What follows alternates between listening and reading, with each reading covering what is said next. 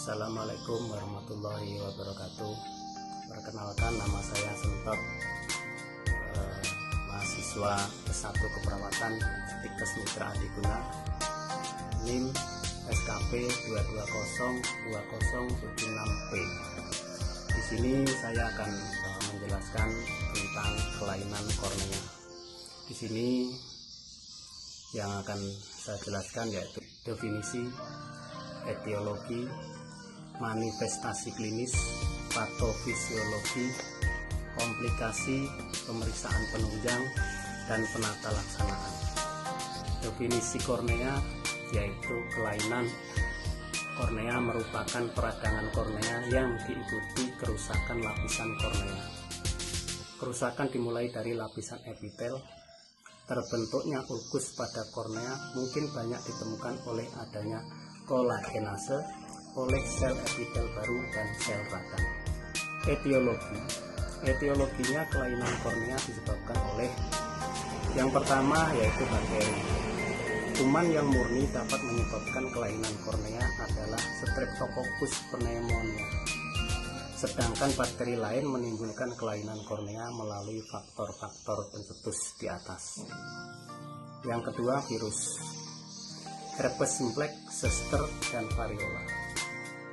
Terus jamur, golongan Candida, Fusarium, Aspergillus, Cephalosporium, dan reaksi hipersensitivitas, yaitu reaksi terhadap Staphylococcus atau ulkus marginal, TBC atau keratokonjungtivitis, plicten, alergen tak diketahui atau ulkus cincin.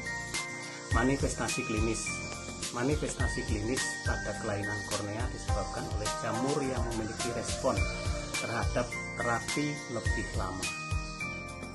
Menurut Dias S 2015, pasien kelainan kornea memiliki tanda dan gejala seperti penglihatan menurun, pandangan kabur,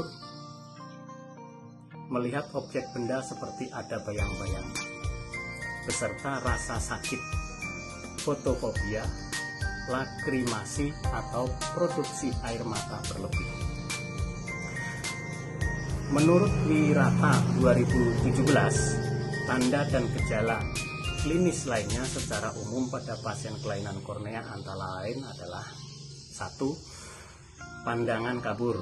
2. Sensasi perih atau menyengat pada mata. Yang ketiga, mata berair. Yang 4, mata terasa gatal. Kelima, merasa sakit saat melihat lampu terang atau silo atau nyeri. Patofisiologi. Kornea adalah jaringan yang avaskuler.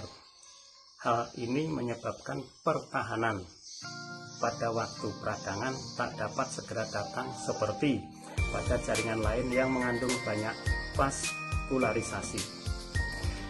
Dengan adanya defek atau trauma pada kornea, maka badan kornea, wandering cell, dan sel-sel lain yang terdapat pada stroma kornea segera bekerja sebagai makrofag. Kemudian disusul dengan dilatasi pembuluh darah yang terdapat di limbus dan tampak sebagai injeksi di perikornea.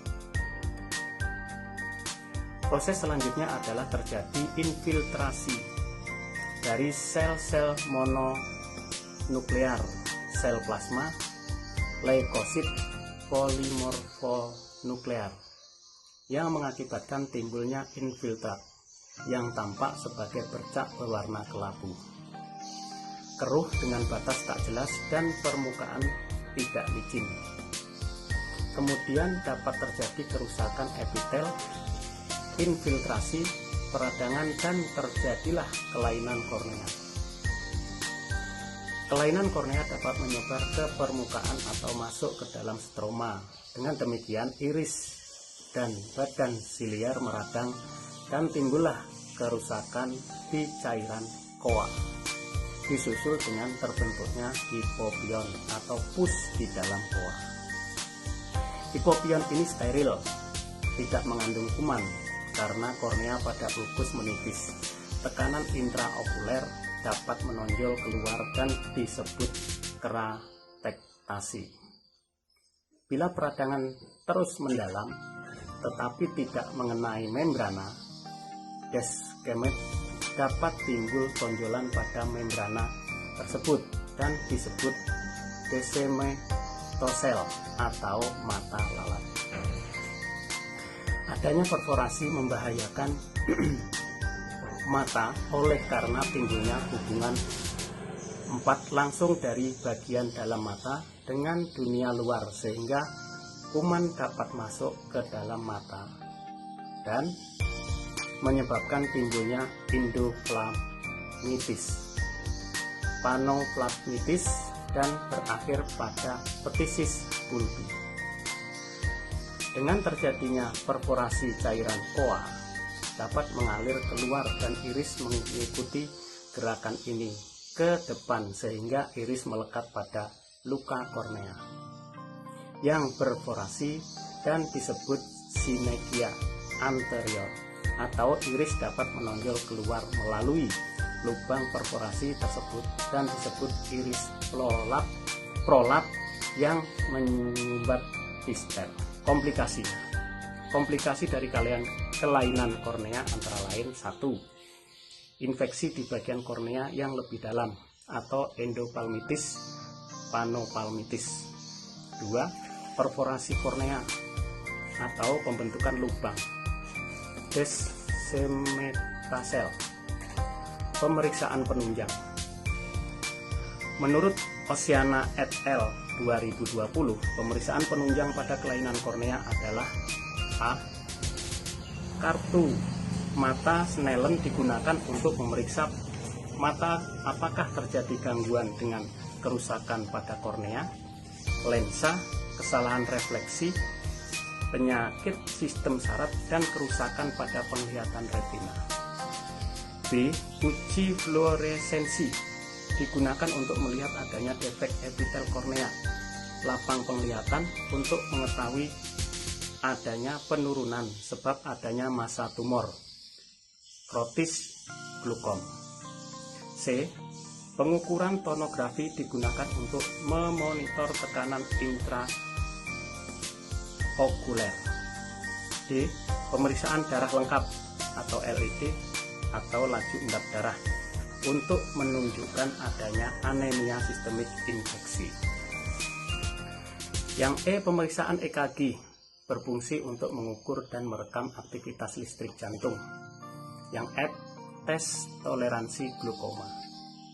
Penata laksanaannya, kelainan kornea sembuh dengan 2 cara: migrasi sel epitel sekeliling kelainan kornea disertai dengan mitosis dan masuknya vaskularisasi dari konjungtiva. Pengobatan umumnya untuk kelainan kornea adalah dengan siklopekik, antibiotika, dan sesuai dengan topikal dan subkonjungtivita. Dan pasien dirawat bila mengancam perforasi. Pasien tidak dapat memberi obat sendiri, tidak terdapat reaksi obat, dan perlunya obat sistemik. Pengobatan pada ulkus kornea bertujuan menghalangi hidupnya bakteri dengan antibiotik dan mengurangi reaksi radang dengan steroid. Secara umum, kelainan kornea diobati sebagai berikut: tidak boleh dibebat karena akan menaikkan suhu sehingga akan berfungsi sebagai inkubator. Sekret yang terbentuk dibersihkan 4 kali dalam sehari. Diperhatikan kemungkinan terjadinya glaukoma sekunder. Debridement sangat membantu penyembuhan. Diberi 10 antibiotik yang sesuai dengan kausa. Biasanya diberi lokal kecuali bila keadaan berat. Pengobatan dihentikan bila sudah terjadi epitelisasi dan mata terlihat terang, kecuali bila penyebabnya pseudomonas yang memerlukan pengobatan ditambah 1-2 minggu. Pada ulkus kornea dilakukan pembedahan atau keratoplasti apabila dengan pengobatan tidak sembuh dan terjadi jaringan parut yang mengganggu penglihatan. Demikian yang dapat kami sampaikan, mudah-mudahan bermanfaat. Saya akhiri dengan Assalamualaikum warahmatullahi wabarakatuh.